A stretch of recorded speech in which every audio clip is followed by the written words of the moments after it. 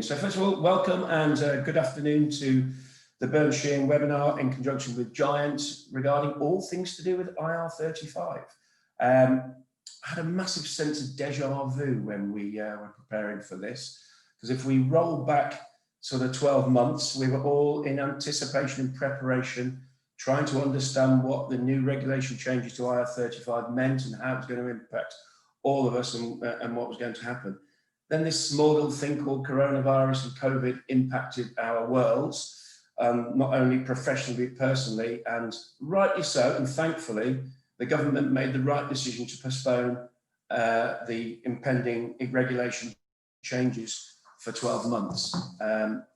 So let's sort of fast forward sort of 12 months into that same point and the same time in the calendars where we are now. Unfortunately, I don't think they're going to postpone it any further. So I think it really is important that we understand and embrace what these changes and the impacts that it's going to have on all of us. So what's today about? What do you hope to sort of get out of it?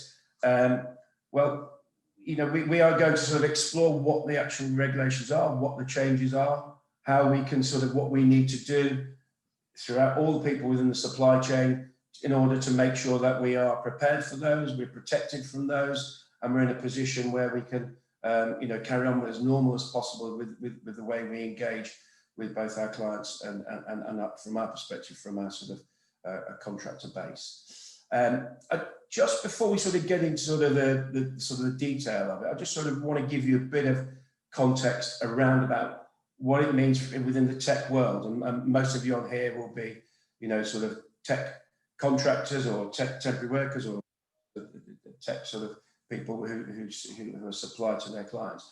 There's no doubt about it, in March 2020, we had a bit of a shock to the system, and everybody took stock and wanted to see where we were from a hiring perspective, and it slowly sort of slowed down. However, it quickly changed, all right? And we saw a steady increase in the demand for technologists, both on a permanent and a contract basis. So much so, if we fast forward now 12 months, the demand for tech talent far outweighs the supply, and that demand for tech talent is, if not greater than it was in the pre-COVID world, all right? Another interesting thing was, and I think, you know, it was sort of reflected within sort of a COVID environment, the demand for contractors, the demand for flexible workforce did not abate, all right? If anything, it increased. I think we saw organisations that we were dealing with suddenly realised they had projects that they needed to fulfil. They had issues that needed to be done, and they didn't want people on their balance sheet. And they definitely were in a situation where they needed still a flexible workforce.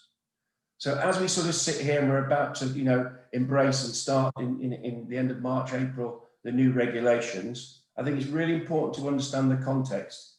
Technology is one of the key things which has been driving us through this pandemic. You might be an organisation which has been behind the curve and is transforming and changing to catch up with it, or you could be a really digitally savvy organisation which wants to maintain its competitive advantage and investing within that. Throw this around, whether you're a permanent or a flexible workforce solution, the demand for that tech talent is increasing and far outweighs the supply. And over the many years I've been involved within the tech world and the tech recruitment world, when that demand goes high, the flexible workforce also increases, all right? But there is no doubt about it, as we sort of move into, you know, sort of a new IR35 world, we're going to have to change the way we do things. We're going to have to change the way we engage.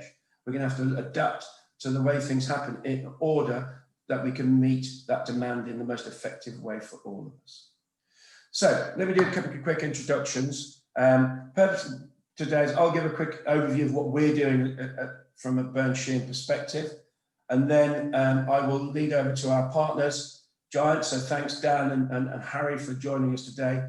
They're obviously a market leader within the payroll solutions world. They have been at the forefront for a number of years, and they've got some great products and solutions which can help you to navigate this new world which we're in. They're going to give some insights into what IR35 is and what the impact of that will be on us as we move forward.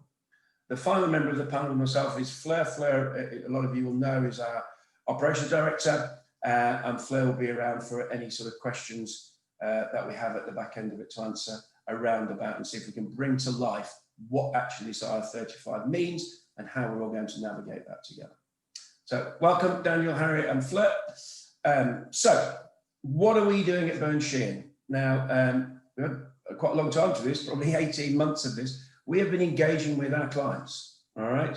We have been speaking to them about what IR35 means, what their demand for a flexible workforce solution will be, and how they want to engage that. There is no doubt clients are split. Some of them have a very risk-averse profile and are actually just carte blanche saying, we want everybody to be inside. We're not prepared to take any risks. Others see the value of that and see the value of being able to establish a real specialist, excellent sort of workforce and demand from, and are working hard with us to make sure that they adopt and change their working practices so that they can continue to engage people outside of IR35. But they will have to adopt and change things, and we'll talk about what those are sort of further later on. So as you can see on the screen, there's a bit of a workflow around what we do.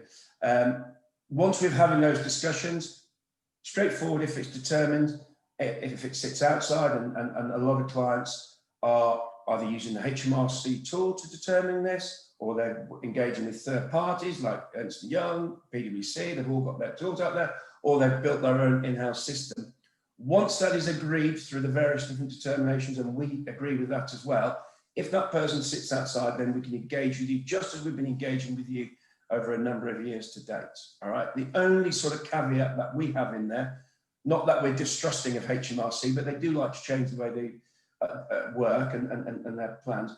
We've got an insurance product that needs to be purchased, which covers all in that sort of supply chain, all parties within that supply chain, which protects that to ensure that that determination is correct. So if it's challenged, there is protection that sort of sits outside of that. All right.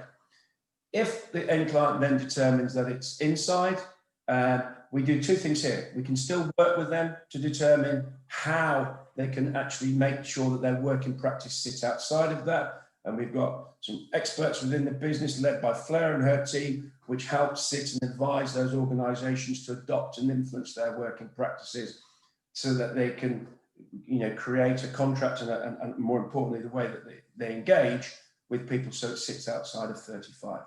If they have the appetite to adopt that and to work from that sort of situation, then we take on those on board, and we adopt the process and clients, and we adapt in the same way.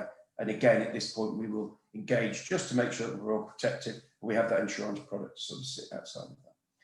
If the determination still sets and the appetite, and they cannot change the working practice, and certain aspects about that role fundamentally mean that it still sits inside, what we will do then, we will work and advise the client on the market, and we'll sort of determine that they may have to increase their rates to cover certain aspects of that, so that you still maintain that you're getting the top talent at that particular point.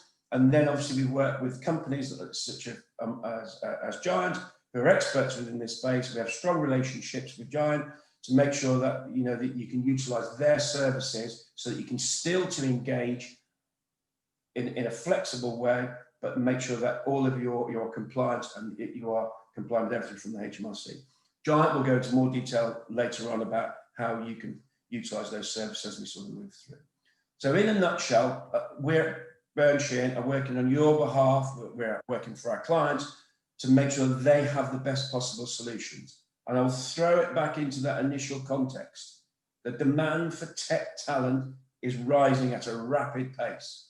This means that companies will want expert skill sets. This means they will adopt flexible working solutions, all right? What we need to make sure we do is that we engage with you in the right fashion so that you are protected, you fit within the regulations, whether that be inside or outside, you are fully compliant so that you can continue to deliver your services to our end clients. And it really is a three-way relationship that has to be adopted. And a fourth way if it sits inside, so it is about the communication process. It is about us helping and advising both yourselves and the end client to work out what is the best sort of solution to do that. All right.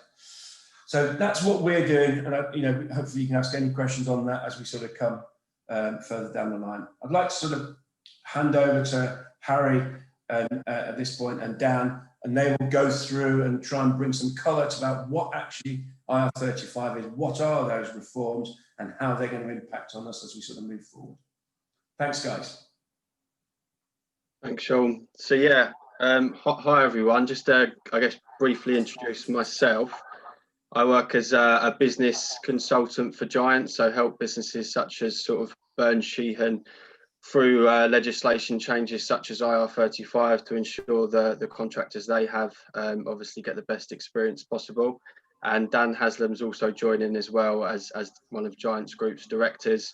He'll be chipping in as we go through the presentation and be able to answer any questions you've got at the end, which are obviously more Giant related. So with regards to what we're actually going through in the presentation, I'll give you a brief kind of introduction to who Giant are and what we specialise in, but the key focus here is really to kind of discuss the actual IR35 reforms, give you guys an overview of how it's changing and why it's changing, and really some kind of, I guess you could say, predicted outcomes after April based on previous experience in the public sector and of course what happened last year, and then an overview of some of our payroll solutions. So just to go a bit more in depth in exactly what we are going to talk about, we'll give you an overview of an actual IR35 timeline, how it's changed over the years since it was initially introduced back in the year 2000, a summary of the legislation, so this will focus on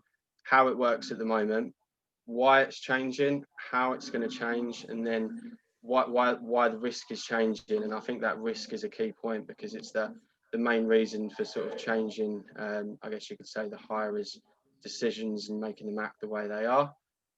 We'll go through some solutions that you guys can look into, and this will try and make this as generic as possible. It won't just be about Giant, it will be about what else is out there in the market, and then some more options kind of focused on that as well. And then we'll finish off with a take-home illustration, which will give you a bit of a look at what sort of deductions would be taken out when you do work with an umbrella company, and give you guys a bit of a gauge of what your pay could look like in the future if you do get caught inside of IR35 and choose to go down the umbrella route.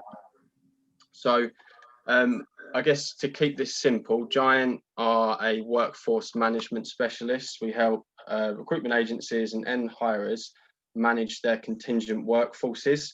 And I guess our two key focuses are making sure we're providing the best service to the contractors that want to use Giant. Obviously, we want to keep them happy, but we need to do this in the most compliant manner we can, which in turn keeps our clients happy. And off the back of this, we've been a very successful business over the past 30 years, which means we're in a good place financially as well. The compliant and financial sort of points are probably the key here.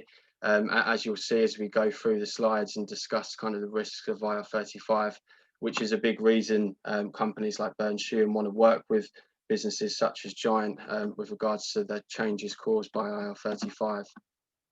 Again, just to touch on this, but this is a bit of an overview of some of the clients we work with. We have various kind of models, not just payroll options that are used by all of these clients. And as you can see, there's some larger ones in here I'm sure you've heard of, and there's also some smaller ones you haven't heard of. So we work with all shapes and sizes of businesses. Now, the first part of the presentation is really to kind of dive into the IR35 legislation, give you a bit of an overview of kind of how it works, why it's changing, and how the risk is changing. So timeline wise, it was initially introduced in April 2000. And it was kind of, I guess you could say, the same for some of you as it is currently. The key points to focus on are when it was initially introduced, the decision maker, so the person who decides whether the contractor's inside or outside of IR35 is the kind of the PSC, so the actual contractor themselves, but the risk ultimately lies with that individual too. Now, over the years, the HMRC has struggled to kind of keep on top of this, as there's hundreds of thousands of contractors in the UK. So they decided to change the process to make it easier for them to manage, as in their view, they're going to get, I guess, more revenue from the additional PAYE deductions taken from people's pay. And they believe a lot of the contractors who say they're outside should actually be inside as well.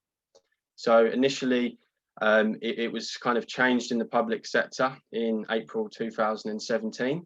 And the key things to look at here are the decision maker was changed. So it switched from the PSC to the hirer.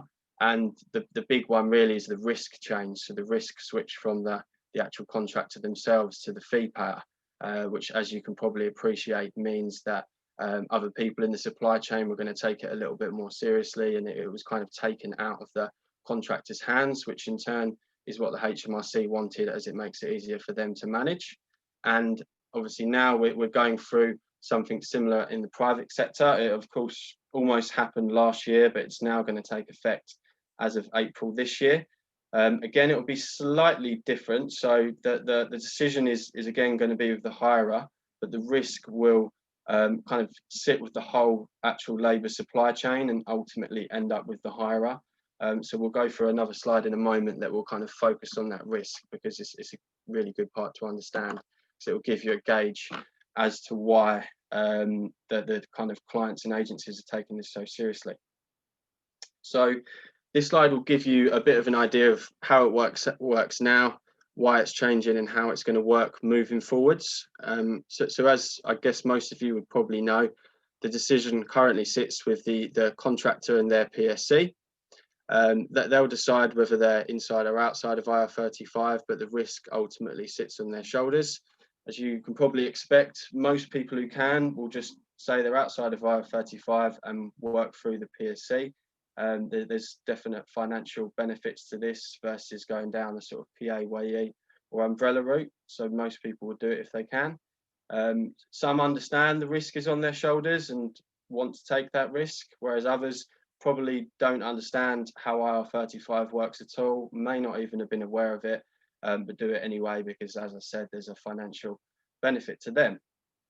Now, the HMRC believe that 9 in 10 of these people, according to them, who say they're outside of IR35, should actually be inside of IR35, which simply put is losing them millions of pounds worth of sort of PAYE deductions.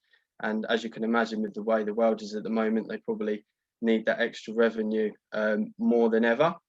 And I've mentioned it on the earlier timeline slide, but they've kind of struggled to manage this on an individual basis. There's too many people for them to kind of track down. It's too time consuming. So they've decided to change the process to make it as simple as possible for them to manage.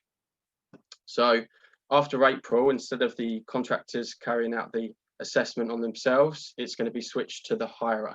So the hirer will be carrying out assessments, and as Sean mentioned, there's various ways of doing this. There's third parties that provide systems to hirers and agencies that they can use. So there's also law firms that can get involved and help them as well. Once the assessment has been carried out on that role in the contractor, the kind of decisions and reasons behind the outcome need to be passed down to the worker directly from the hirer via a status determination statement, or simply known as an SDS, so that the worker knows where they stand. And the hirer also needs to pass these decisions and reasons down the supply chain to the fee payer, so the fee payer understands where they stand and what deductions need to be paid. And the fee payer could be the agency, it could be the hirer, so it could be set up slightly different to this. But all in all, the idea behind that is so that there's clear communication to everyone involved, so they know that the contractor's inside or outside of IR35, so that they can make sure the correct deductions have been made. Obviously, if the worker has got any issues around that, or the fee payer has as well, they can appeal the decision, and the hirer has 45 days to reply. But to be honest, a lot of the hirers who have gone through these processes probably have done so quite well. So the chances of decisions being changed are quite slim. So you're probably not going to see too many people appeal decisions, and you'll probably see even fewer decisions actually changed. One thing to be aware of as well, obviously, this process from an admin perspective can be quite difficult for some of the larger clients who have massive volumes of contractors. So we will dive into this in some other slides, but you're going to see some hirers just take the decision to completely ban PSCs from their supply chain as well. which ultimately means that they, one, cut out any potential risk on their shoulders, and two, cut out all the hassles of having to go through the assessments, which means that that person wouldn't have sort of anything to appeal anyway, because there's no sort of initial SDS to kind of go against. And if you can then look into the bottom right hand corner, it's a small point, but it's worth understanding. So some companies will be excluded from the changes taking place in April. So if they can meet 2 out of the 3 tests, so a turnover under 10.2 million, the next point under 5.1 million, and then under 50 employees, it means the kind of changes don't take effect for them and they can continue down their old route. So any contractors going through those businesses can carry on assessing themselves, etc. But again, obviously important to note that the risk would sit with that individual contractor. So again, important thing to understand for if you're working at any clients of that size. And also it's just worth noting that some of these clients could be growing. So you might work with them now and it doesn't affect you, but in 12 months time, that company could have grown out of that stage, and then it will be something that changes. So it's another good point to understand. Now, this slide is probably one of the more important ones, as it's going to highlight the risk to the supply chain, which is the biggest reason for people such as the hirers in changing their behaviours and processes, etc. So there's kind of two real points here where things can go wrong. So as I've mentioned on the previous slide, once the hirers carried out their assessments, they'll need to pass the decisions and the reasons behind those decisions down the supply chain to the fee payer. If for whatever reason someone doesn't pass the decisions down to the point below them in the chain and breaks that the risk initially will lie with that business, because how does anyone underneath them, or how are they, meant to know where the contractors stand if nothing information-wise has been given to them? So it's going to put some potential risk on their own shoulders. And if the HMRC were to step in at some stage, and that agency or whoever it was that didn't pass the decisions down and broke the chain weren't able to kind of cover that transfers potentially up to the hirer as well. So the hirers are obviously want to make sure that there's good communication, and as Sean said, what Sheehan are doing is obviously kind of jumping the gun there and reaching out to their clients and trying to kind of take it by the scruff of the neck and manage it well. That this has all been arranged properly just to avoid any risk to anyone in the supply chain. And then the second and more obvious reason is that the actual fee payer, if for whatever reason they were to continue, if a worker was deemed inside and they were to continue operating on an outside basis and paying them in that sense, and the HMRC were to step in, that the fee payer initially is liable for any sort of potential fines or unpaid taxes and NI deductions. But again, if the fee payer wasn't able to pay this, that debt can ultimately transfer all the way up the supply chain to the hirer, which is a big reason behind lots of the larger hirers who have hundreds and thousands even contractors out at the moment, such as some of the banks, for completely banning PSCs as tool, because they're just scared of the potential risk involved.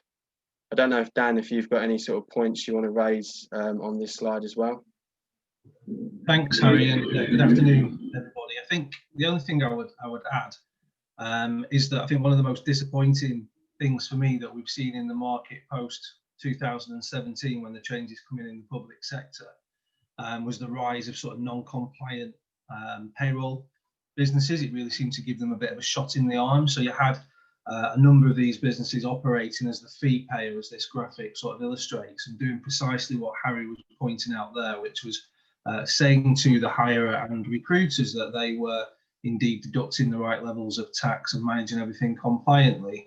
But in actual fact, the reality was they were just continuing to take quite a large margin and just pay gross down to the workers.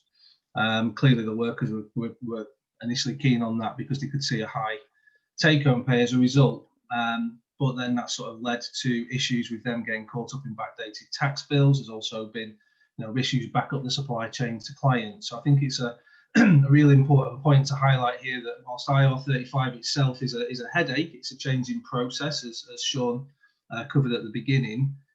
Equally, it's about supply chain compliance for businesses as well, because if you have the wrong partners, if you as contractors choose the wrong payroll partner or scheme, and then that presents a risk not just to yourself but for everyone else in the supply chain. So important to sort of note that point. Thanks, Harry. Back over to you. Cheers, Dan.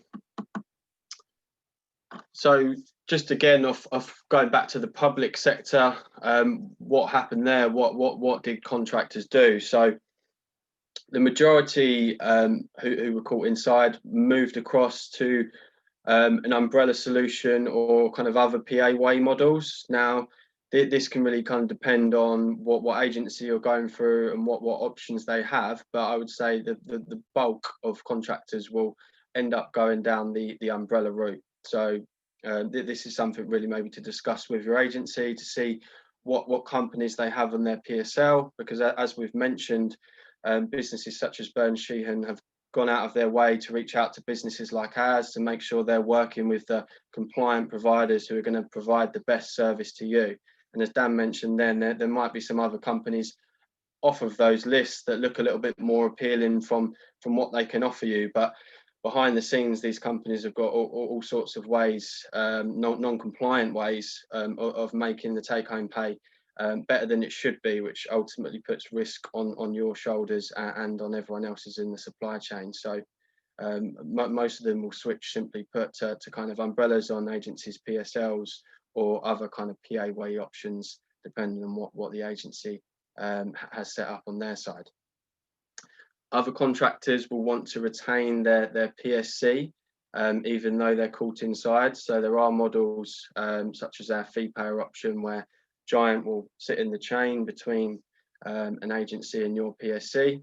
We'll still make all the same deductions as we would under umbrella or a PAYE structured model. So from a financial perspective, there's no benefit there, but it does allow you to have the money passed directly to your limited company. So we found it's not a model for everyone, but there might be contractors out there for whatever reason that would prefer to have the money flowing through their limited company as well. There are options out there that can provide this solution for you. People are going to request for higher pay rates to compensate for any differences caused by this legislation. This is obviously going to be quite a big one for a lot of contractors, but I guess there's not always going to be a guarantee that this happens, and it might, I guess, come down to how important you are to sort of specific projects for that client. But again, this is really something that's going to be discussed or should be discussed kind of on an agency side of things. I pointed this bit out earlier, but appealing on the decisions that were made, it was a really low percentage. As discussed, a lot of these businesses have gone out of their way to set up and work with law firms or use systems that manage the assessments properly to minimise the risk to the business as well. And the chances of them going back on these systems is quite slim. So most people who have gone through fair assessments understand this. You won't see too many people want to challenge those decisions. And people leaving for another role was quite minimal then. I think the only reason a lot of people would want to leave their roles really is to try and find maybe another role outside of IR35, which there probably won't be too many of. And then the other thing you need to think of is there's going to be tens of thousands of people in a similar situation to you, as this isn't just happening to your hires, it's happening to everyone in the UK, and maybe more so now than before. The job market due to COVID probably isn't looking as healthy as it has done in the past, so people are less likely to want to kind of jump ship and take the risk of not having any money coming in if they can't guarantee there's a job sort of coming back to them in the short term. Harry, if I could just jump in there for a second. I think Sean talked about it a little bit at the beginning in terms of the state of the market at the moment, and obviously there's been some huge winners and losers from the impact of the pandemic in the contracting space. I totally agree with his messaging around the rise in the demand for IT contractors as businesses have looked to shift the models over very much onto online platforms if they weren't already.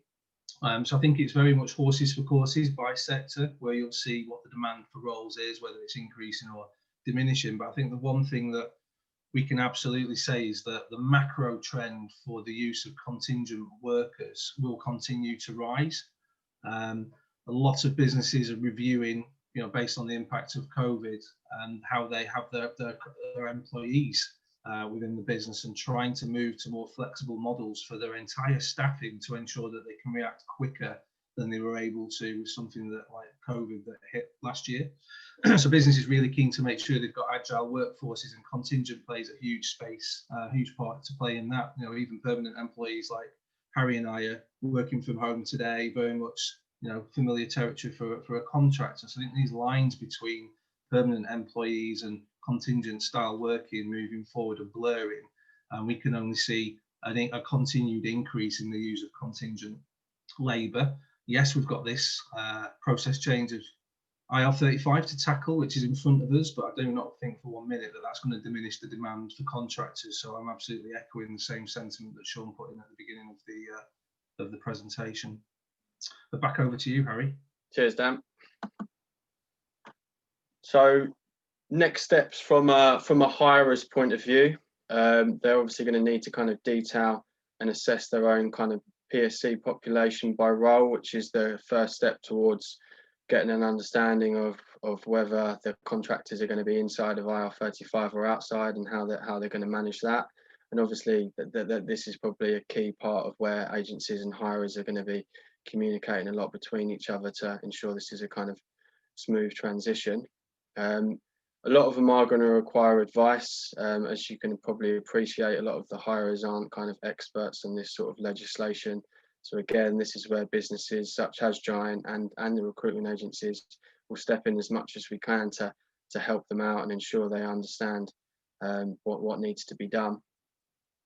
So some hirers are pretty slow to react. Again, it is probably off the back of them maybe not really understanding and appreciating the risk, although the private sector does seem to be a lot quicker to react. And of course, we've had a bit of a practice run last year, which has given everyone another sort of 12 months to prepare. So you'd like to think we're in a much better position on everyone's point of view, really, on each side, agency, hirer and contractor, to be prepared for the changes that are going to take place in April. And then I think... Sorry to jump in at this point. I think I'll just pick up on the rest of this slide. I'm just conscious on time to make sure that we get everything in and give plenty of time for Q&A. But the other important thing to say in the way that we're seeing hirers react at the moment is 50-50 split, roughly speaking, like Sean said at the beginning, in terms of one going down assessment and others being extremely nervous on reputational risk and don't want to get into a battle on IR35 with HMRC. But we've seen in the contract market, when changes have come in over time, there's always often a knee-jerk, very risk-averse reaction. We saw the same thing when AWR came in. We saw the same sort of noise with pensions and changes to things like the CIS scheme in construction. So I do think for that other 50% that are taking a risk-averse approach, over time that will start to soften. So what you'll probably see is this sort of spike of risk-averse, sort of diminishing over time, and then probably maybe 2 to 3 years further down the line, once HMRC have done their activity around checking who's operating the rules, looking to try and pick out some high-profile victims, shall we say, those that haven't done the process properly, there'll be some high-profile cases of firms getting it wrong. You'll see another little jump and spike again, and then it'll probably soften out. And the market will probably end up in the space where it always should have been, which is about 30% of contractors probably operating outside of IR35 from where we are today, because they should have always been operating that way. And what we often lose sight of when we're talking about IT and sort of gigs that you guys take on is that there's a whole vast thousands of contractors out there driving trucks, working in schools and education places and doing roles on very low pay that are operating by limited companies, which is absolutely not what the model should be for. So I think you're going to see there's a long tail on this to work through yet. You're going to see some sort of reactive risk-averse approach, and then it'll sort of soften over time. Just to summarise from a recruiter perspective, absolutely the recruiters are working hard to engage with the hirers and get decisions out. Bit of a mixed bag from the clients. Some of them are very proactive and are already doing assessments now. So hopefully some of you are already going through that process. Others are still waiting till the last minute. They wonder whether or not the changes are going to go ahead, particularly after the postponement last year. I was saying this, by the way, at the same time last year, that it would definitely go ahead, and we got caught by surprise. So 2020 has taught us that anything could happen, but this time round it's on statute. There was actually a comment in Parliament from Jesse Norman on the 18th of January stating that it's absolutely still going ahead. Because it's on statute to take it off, there's actually a long-winded parliamentary process that would need to be followed. So, you know, it's as sure as it possibly can be that this is now going to go ahead, not least because they need the tax. So it's not helping where hirers aren't making these decisions a little bit sooner, because everyone needs to know where they stand, so you can get on with understanding status, get on with doing the necessary contracts and rate negotiations. So hopefully hirers are going to start moving quite quick to fix this. From your perspective, in terms of contractors, obviously, again, you'll be wanting to know that decision, so you should be asking the question, you know, what's the approach and where do you think we stand? Consideration of changing in working practices and you being flexible with the hirer to do that if you can accommodate it. And obviously, if you are in the end going to be caught and you then need to start thinking about your payroll options, it's important you start looking across the market at which sort of umbrella provider you want to work with. Make those decisions early, because again, businesses like Giant are going to be flooded with contractor inquiries from sort of February to March. The sooner you can make those decisions, the easier it will be from an onboarding exercise as well. Back over to you, Harry, just to move through the slides, but just conscious that we probably just want to make sure we've got time at the end for Q&A. Yeah, no, of course.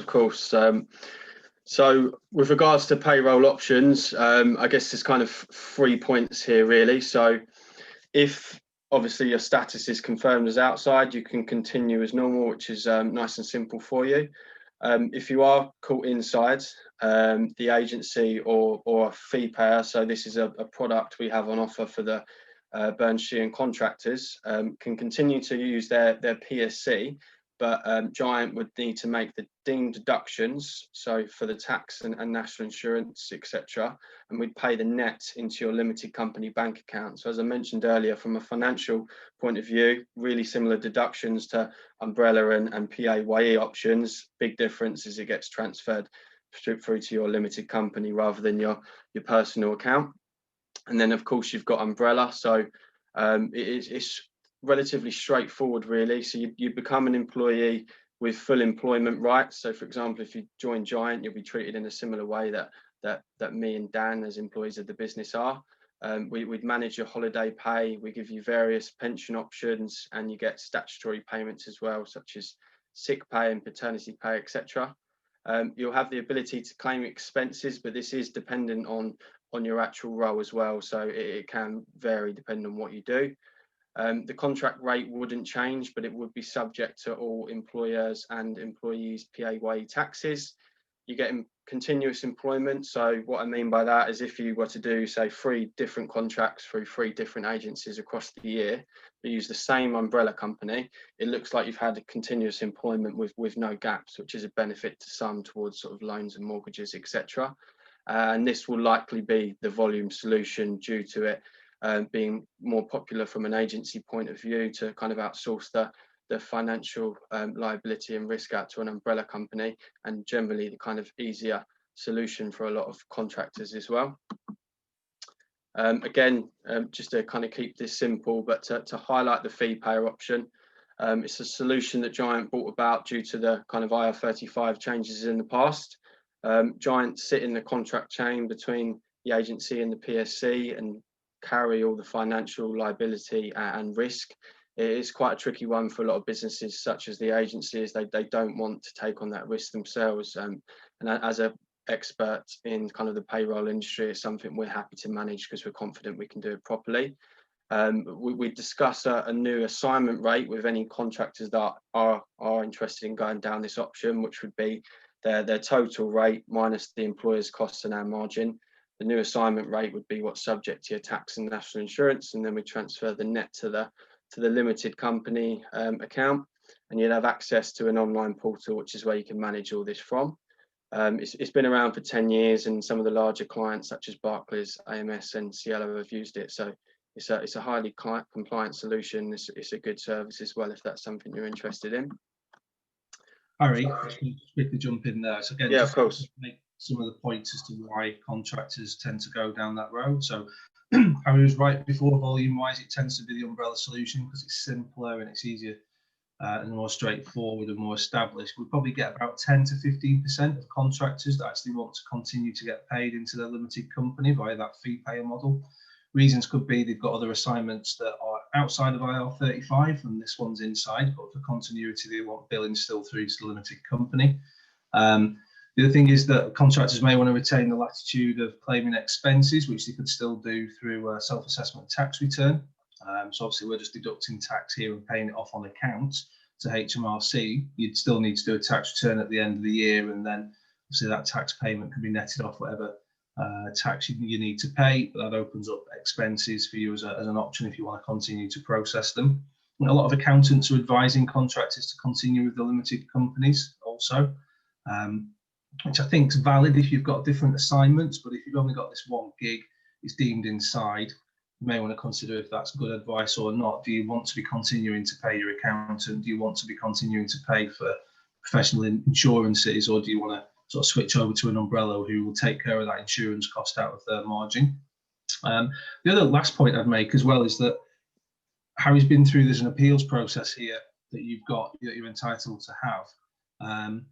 If you really disagree, even after the appeals process with a decision on an inside determination, once you move across to an employed solution like umbrella or PAYE with a recruiter or even PAYE with a hirer, you're employed at that point. There's no recourse then on this employment tax that's being deducted at that point. If you really wanted to carry on the fight and argue that the deduction shouldn't be being taken, then actually the only way you can do that is to continue to get billed through your limited company. And then when you do your self-assessment tax return, actually put a note on there that prompts an investigation to say, I disagree with the determination, and actually I want to claim this tax back.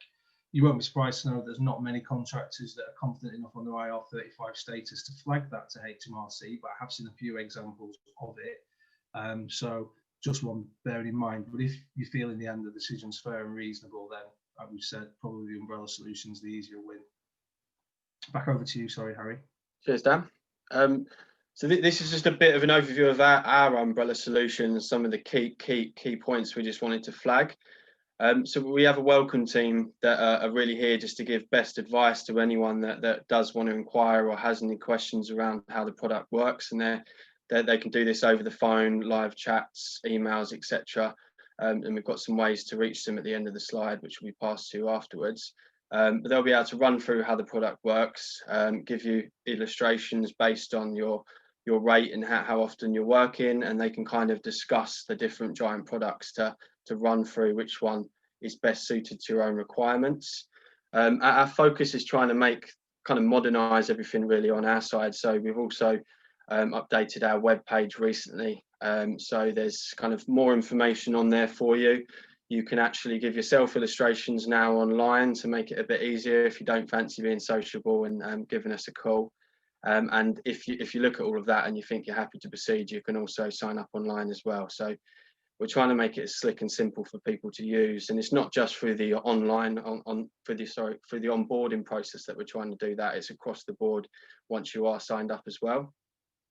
Again, we're then going to be hosting webinars, and this is for workers who have joined us each week and monthly to kind of address the key questions we always get from new joiners initially, and answer kind of any questions you have as well. Payments will always be same day payments. So if we say we're going to pay you today, you'd receive that payment today, as they're all done via faster payments. An insurance package is included as well. It's a £20 million package, which includes professional liability and public indemnity and professional liability and employer's liability as well. Advances. So what an advance means is if, for example, a hirer didn't authorise a timesheet, which in turn caused a bit on a delay with regards to Giant receiving a payment, meaning we couldn't pay you on time. You could request an advance with Giant, which means we'll pay as close to 100% as we can of your normal pay out of our own pocket, and then we'll have a discussion with your agency afterwards to arrange actually getting the funds to us to make sure you've got money on time. And it might not be the hirer's fault. It could be anyone. It could be Giant, agency, yours, hirers. We're not fussed about that. We obviously just want to make sure you've got money in your pocket when you expect it to. So Sorry to just jump in quickly. I think Yeah. just in the interest of time, I'll probably just start wrapping up on the slides and then get into the Q&A. Yeah. One thing I would just say on this piece here is that we spent a lot of time with the contractors that registered with us in March and also the ones that didn't, just surveying them to find out reasons why and what they were looking for. Key themes were they wanted to access the service online, didn't want to necessarily be speaking to people on the phone. So we've done, FAQs, which we'll share a link to later. You can use that link to get illustrations of your net pay, which is really what you're interested in. You can self-serve on that rather than having to call up the call centre. It's not just about us wanting to be sociable. I think if you can get access to the information and avoid making the call, that's what you probably would like to do. The other massive point that came through loud and clear is flexibility on paying into pensions. So working through an employed solution, you can still get plenty of tax relief by processing payments through pension. So with our premium package, we can do payments into any existing SIP that you've got in place, which is an important point for contractors. We've worked out rough maths on it. For every £100 that you're contributing through the umbrella model into a pension, the reality is it only costs about £45 worth of income. That's the level of tax relief that you're getting. So I'd like to wrap up there, if that's okay, on the key points around umbrella and benefits. I think we've made the point around supply chain compliance. And if everyone's comfortable on the panel, I'd suggest we jump into some Q&A and invite questions. Yeah, perfect. Harry, brilliant.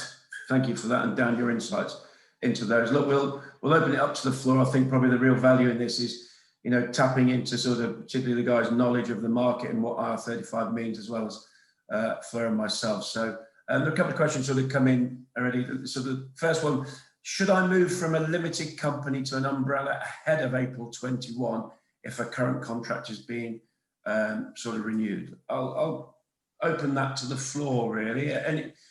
Anybody got any? to have a crack at that one? So I think it depends on what your view is on your assignments moving forward. So I think if you've got one assignment and it's just one client that you're working through, and you've no other sources of income, and that's deemed as being inside IR35, so you're thinking of moving to an umbrella, I would not see any value in you continuing to keep the limited company open, because you're going to have to pay ongoing accountancy charges, pay for your indemnity insurances, etc. You might just want to shut the company down. They're not very hard to set up. You can get a limited company set back up and a company bank account sorted within 48 hours these days. So you could wind that company down, and then if you so wish, you get an outside gig further down the line. Once this inside one's finished, you could restart the business. There are also a number of contractors a bit concerned about backdated tax positions that have been running limited companies now on rolls and that are now potentially being deemed inside. And obviously that's a consideration, although HMRC have said a number of times they're not going to look pre-April the 6th. It's just about having compliance moving forward. But I think you may want to consider, if there's no ongoing need to retain that limited company, to close the old company down, which might be sensible, and then you're just operating employed moving forward. And if you get an outside gig, then obviously set up a new one.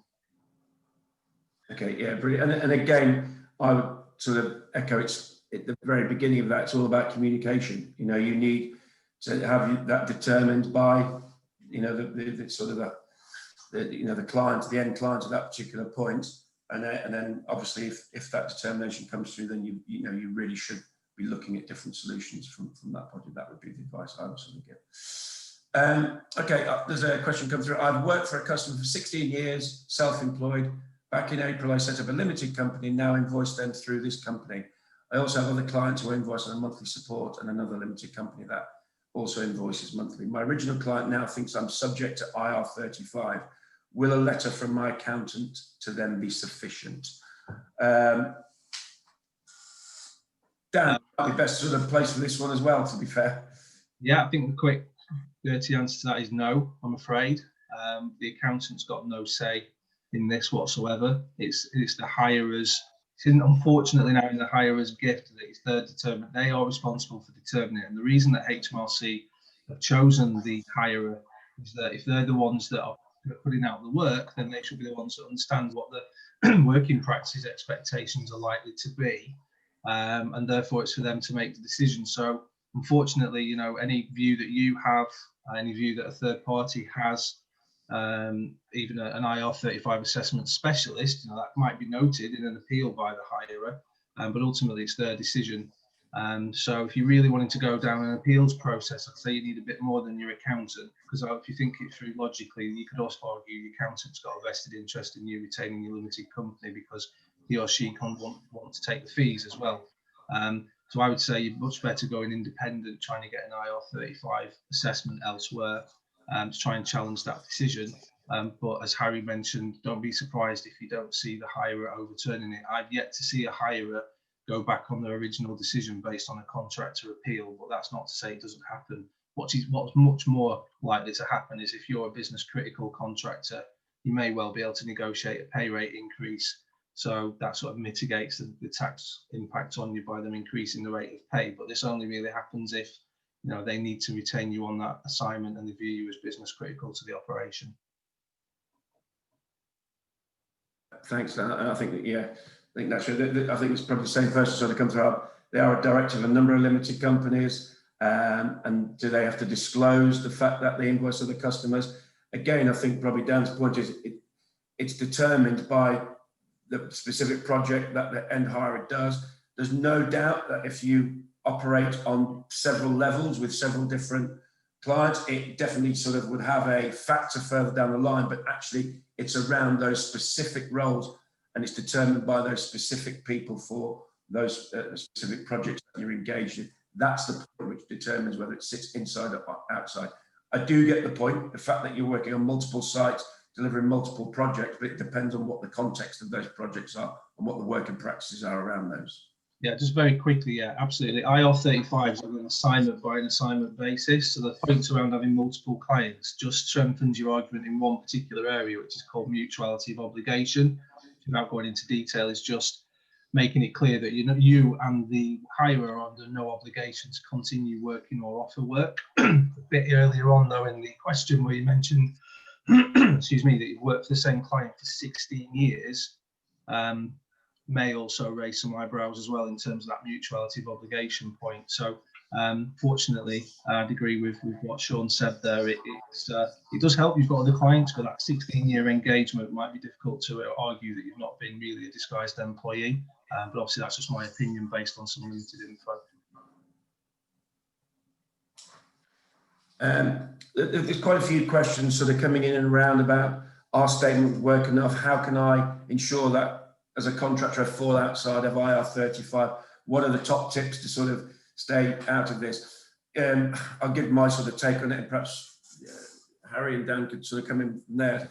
Again, it's determined by what that specific engagement is and how that client wants to sort of engage within that sort of process. That is the ultimate sort of determination of whether it does sort of sits inside or outside.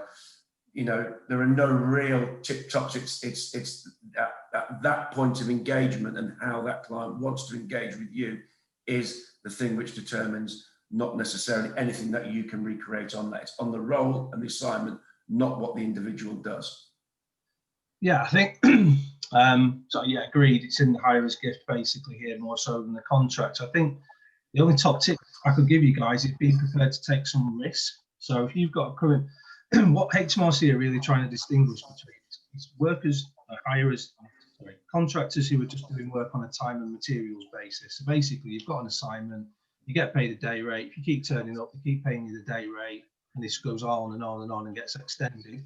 That starts to look more like an employment type of engagement. Contrast that with one of the solutions that was mentioned earlier about statement of work. So that's around a contractor going in for a very defined piece of work. So it's a specific project that needs specific milestones to be achieved. There's potentially a total price around that job.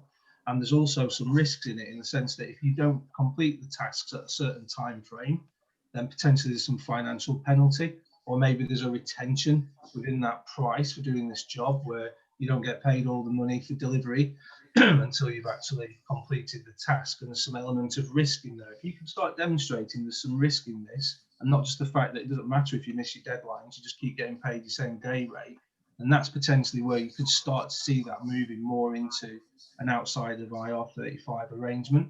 but clearly the client would have to be comfortable offering work on that basis.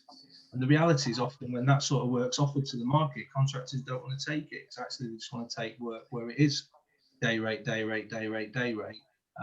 So if you have got appetite for taking risk and looking at restructuring the work, and your client's happy to do that, and on top of that, the stuff Sean talked about in terms of working practices and basics like, you know, not turning up to the Christmas party and all that sort of part and parcel of the organisation stuff, then there are ways of making it look outside, but it ultimately is probably more down to the hirer's appetite for restructuring how they operate rather than necessarily what you as a contractor might be able to do.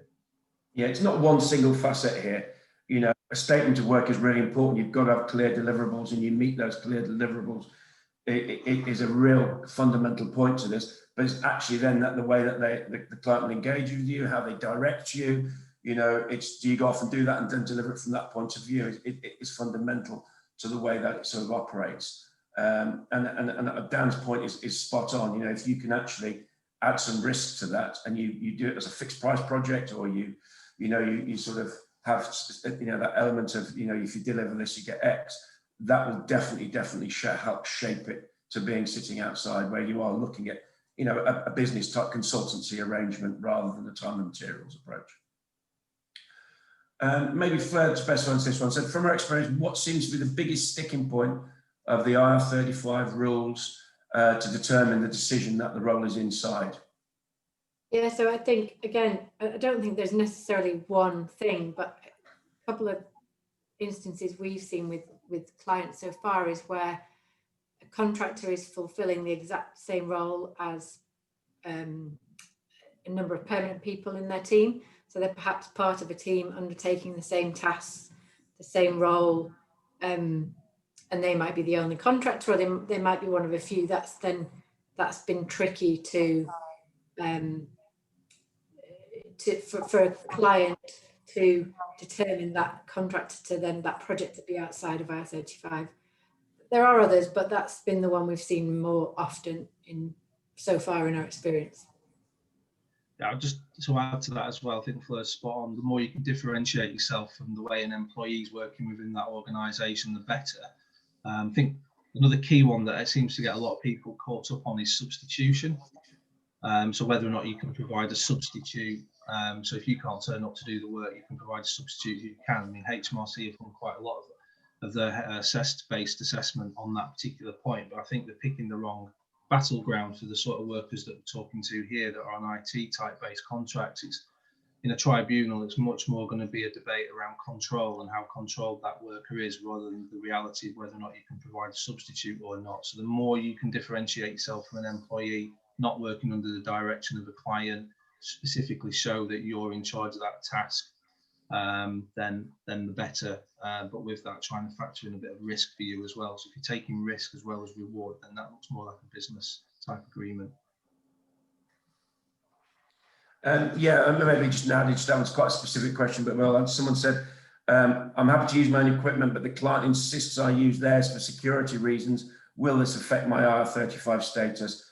I think you answered that probably in the last one there, Dan. I think it's the way the control is probably more important than whether you're using their equipment or not. If they've got a specific need for a security reason, I think that would be more that, you know, you could argue against that probably.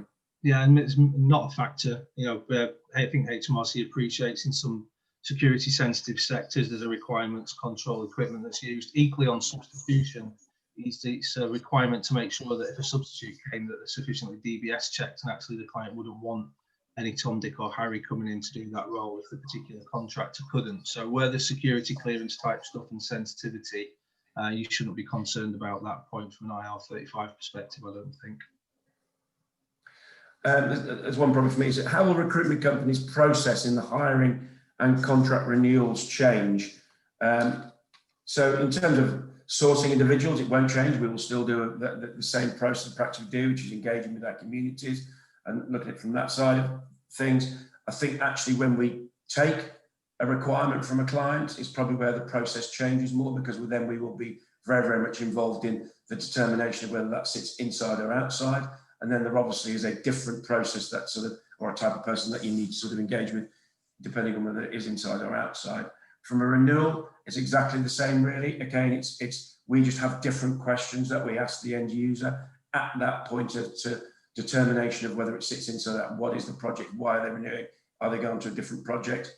Is it the project's falling behind? It needs to be extended. So it doesn't, the sourcing of the individual doesn't change. Okay. Obviously, if we're advertising roles, we need to state whether it's inside or outside. So there is a slight twist in the process that puts there. But essentially, it is all around about that determination of, you know, if it's a new role, is that inside or outside, and get the justification in and around that. And we're confident that that's the case. And then advising them on the marketplace and what they need to do that from perhaps a rate perspective, or, you know, the risks that they have for that particular project in the market. And then from an extension point of view, again, it's just that determination is the key point.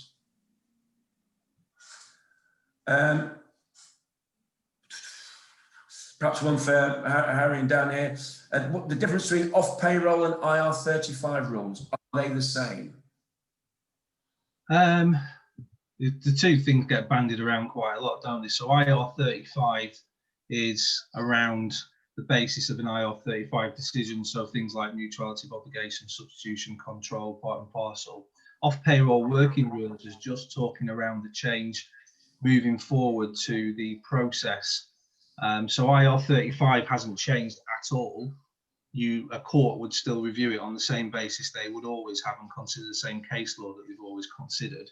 What the off-payroll working rule changes are about is this process change that Harry went through. So the fact that the client makes the determination now, there's an appeals process, you've got to release an SDS statement that talks about a decision with a rationale as to how they've come up with that decision. That's what the off-payroll working rules are around, but IR35 hasn't changed. So the other point to make as well, which became clear in the presentation, is that the public sector will move to operate on exactly the same basis as the private sector post-April. So there won't be this currently, there's a bit of a mismatch between the rules in both sectors from April, and both public and private will be aligned.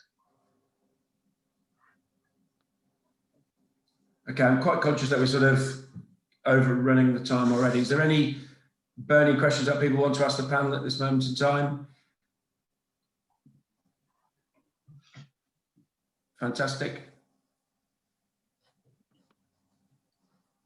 Sean, there are 3 questions in there. Apologies, sorry. Okay, yeah.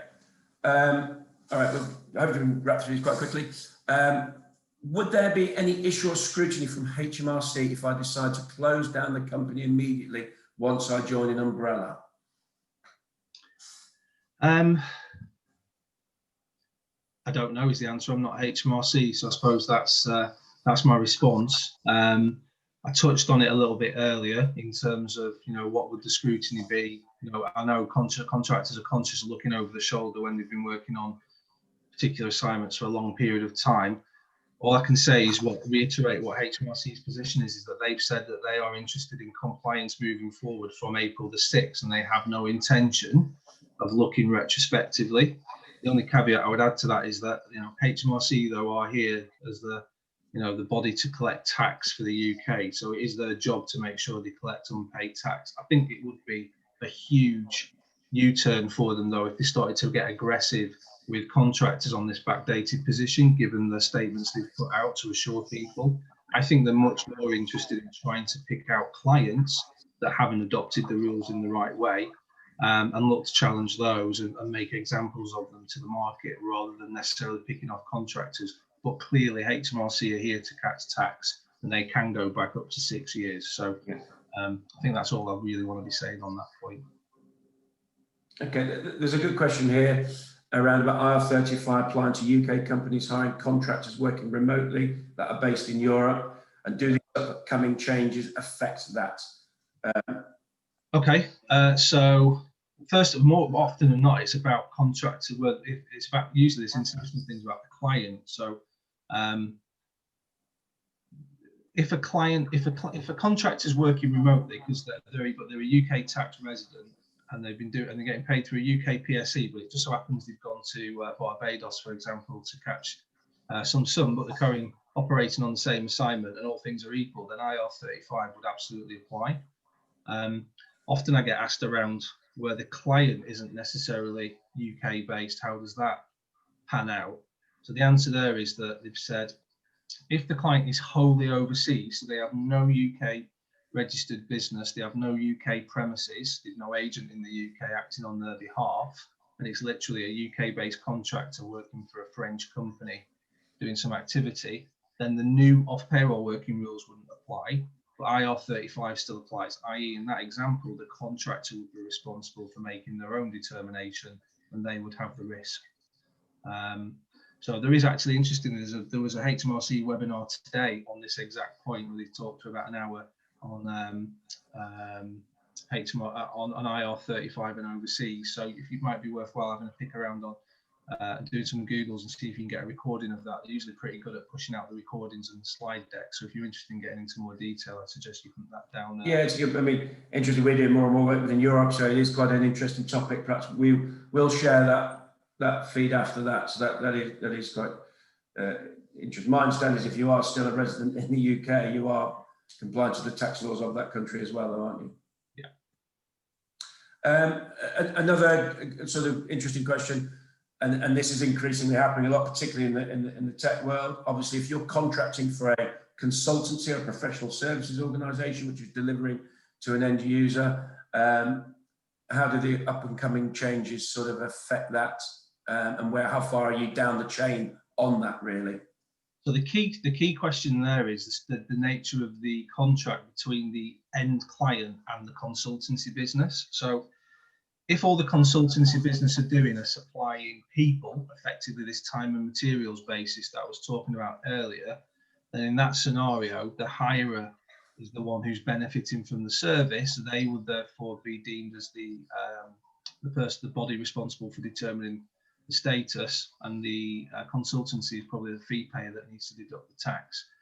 If, however, it's structured on a statement of work basis and the consultancy is very clearly providing a service to the project-based piece of work, and therefore they would then become actually the hirer. So it's the consultancy that would have to do the IR35 determination and produce the SDS statement. So it's a good question, and it's not easy to answer because you need to know the specifics of what the contractual arrangement is between the hirer and the consultancy.